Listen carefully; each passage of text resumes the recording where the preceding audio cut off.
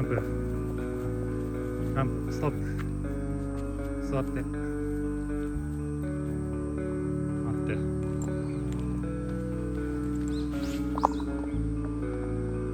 はようございます。待ってってランプ。おはようございます。今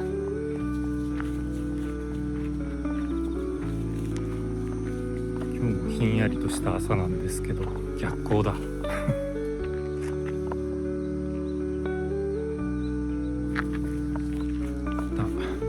昼間は結構気温上がりそうな感じですね。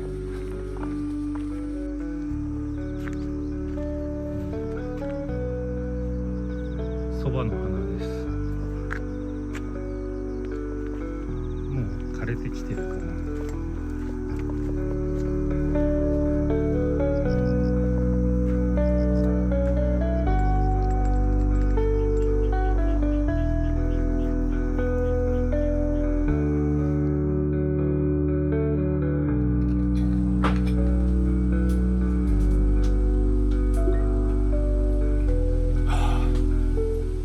一昨日溶接機が届いて、溶接機が来たよっていう前回の動画でねご報告して、で昨日一日ねずっとね溶接機をいじってたんですよ。半自動溶接機ってのが初めてなもんで、どんなもんかなと思っていろいろ試行錯誤して、でね作ったんですよ。これ初めてのやつだから溶接の跡が汚いんですけど、これはねこの馬の蹄鉄にこの鉄筋をくっつけたものなんですけど、これはねこの鉄筋を曲げる台です。ここにこう引っ掛けて、ここをぐーっとやると鉄筋が曲げられるという。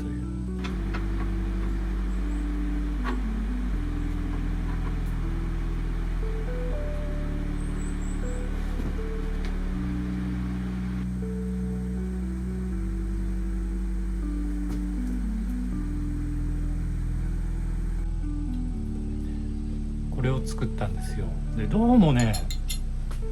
うまくいかなくて、くっつくことはくっつくんですけど、鉄筋を曲げようと思ってグッと力入れるとボキってくっつきが甘くてすぐ外れてしまう感じだったんですよね。でどうもここの接合部を見てみると、この蹄鉄と鉄筋とがこう溶け合ってなくて、ただこの溶接のこのビードが乗ってるだけなんですよね。全然溶け合ってなくて、それはくっつかないよなと思って、なんでだと思って、多分ここの母材同士がちゃんと熱を持ってないから溶け合わないんですよね。ということはこのっていう感じでいろいろね調整して、角度とかね動かすスピードとかをどうにか試行錯誤してね、なんとかくっつきまして、でその後なんでその鉄筋を曲げたいかというと、スーパーカブにいろいろ荷物を詰めるキャリアを作ったんですよ。で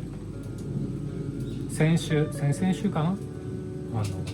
海にキャンプへ行って、でこういうテントとかね、テントとか寝袋とかチェアとかを後ろに積んでいったんですけど、ちょっと積載能力がもう少し欲しいなと思ったんですよ。ち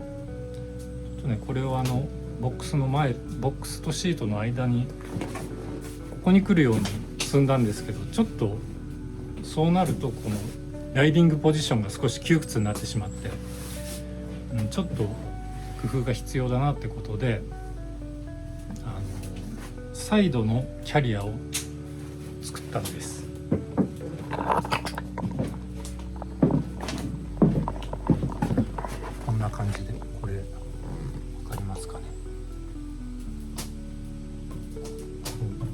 ちり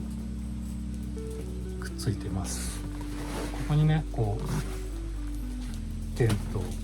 やらいろいろ積んで紐で縛ってバッチリでしょ。そしたらこっちにねもっといろいろ箱の中に入れられるので、ここにもうテント、椅子、あとなんだマット、その辺のかさばるものを全部乗せられる。この間ねなんかキャンプはあんまりだなとか言ってたんですけど、ちょっとこれを作ったらねまたキャンプ行きたくなりましたね。行こうかな近いうちにまた行きます。今月もう一回行こう。これはいいものができました。初めての溶接での作品、いいんじゃないかな。まあ鉄筋っていうのがね、これは9ミリの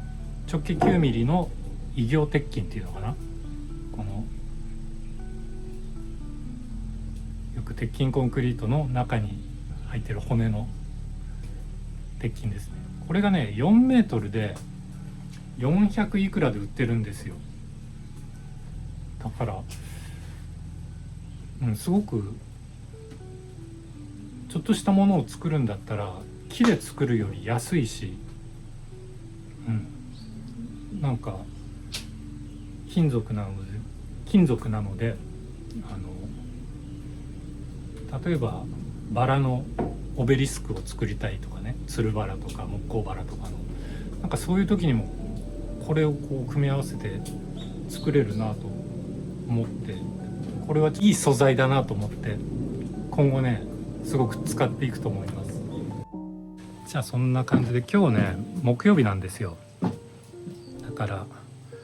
明日メインチャンネルで出すビデオはこれを作る様子なんですけど、これから帰ってビデオを編集します。そうなんかね最近メンバーシップの方がまたね2名ぐらい増えてました。ありがとうございます。ようこそ。ちょっとねメンバーシップの動画の方もまた作っていこうと思いますのでよろしくお願いします。ではまた。バイバイ。